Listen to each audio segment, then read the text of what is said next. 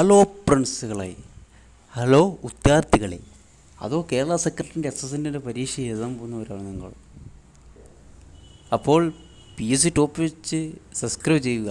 നല്ല വിദ്യാർത്ഥികളും 1 റാങ്ക് കിട്ടും. ഇപ്പം തന്നെ സബ്സ്ക്രൈബ് ചെയ്യുക.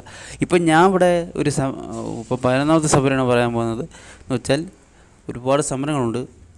കൊച്ചിയിലെ ഉത്തരവാദ പ്രക്ഷോഭമാണ്. അപ്പോൾ കൊച്ചിയിലെ ഉത്തരവാദ പ്രക്ഷോഭം എന്താണെന്ന് വെച്ചാൽ, കൊച്ചി രാജ്യത്തിൻ്റെ ഉത്തരവാദ ഭരണത്തിന് വേണ്ടി 1938 നടന്ന സമരമാണെന്ന് വെച്ചാൽ, കൊച്ചി രാജ്യത്തിൻ്റെ ഉത്തരവാദ ഭരണത്തിന് വേണ്ടി 1938 നടന്ന സമരമാണ്.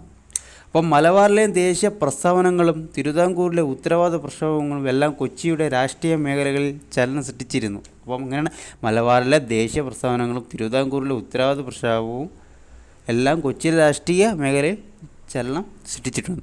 അപ്പോൾ ഇത് വ്യക്തമായിട്ട് ഇപ്പോൾ പഠിച്ചിട്ട് പോവുക. ചിലപ്പോൾ ചോദിക്കാൻ ചാൻസ് ഉള്ളതാണ്.